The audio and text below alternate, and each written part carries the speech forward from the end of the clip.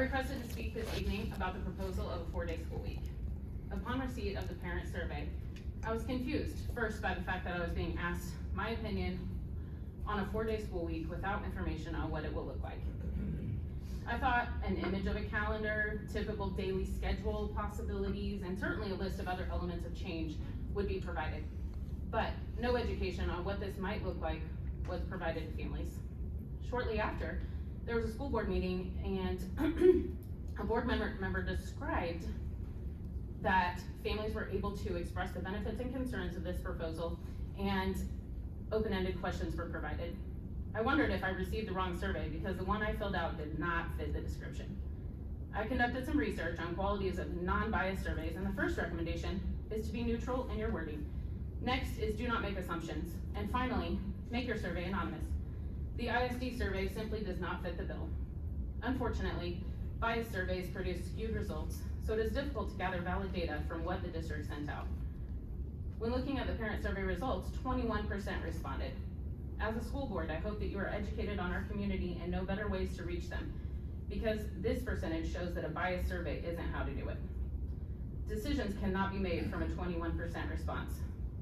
I was, however, very proud of our community for sharing honest opinions in the other category, and even with duplicates removed, there were many who said, my family wouldn't benefit in one way or another.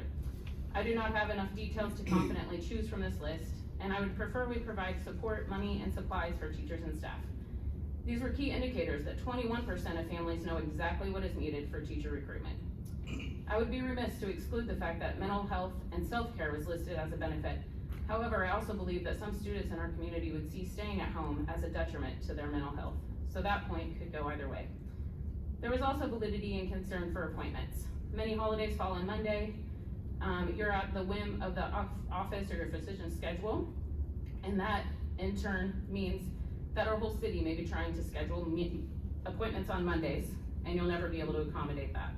Then students are missing school days, which would be more impactful now that they're on a 4-day schedule. Even students are concerned with longer school days, activities that will be affected by this change, and being able to eat. When you present students with an option to attend school less, and they are concerned, we probably should take their comments seriously. Our district has stated that the goal for this concept is to attract and retain teachers and staff, so I would think that the staff response would carry more weight when making this decision. The total participation was 56%. Half the staff did not respond. It's time to take a hard look at letting your employees have a voice when half of them didn't feel it was worth their time to respond to your survey. Here's why they didn't. Number one, the survey wasn't anonymous. Number two, they have seen what happens to honest employees in the ISD. Number three, they're so overwhelmed with work they don't have the time to complete it. Number four, they do not feel their responses will have an impact on the decision, so why complete a survey? They do not have a voice. There are some excellent comments, however, about how they were not provided enough information to consider benefits.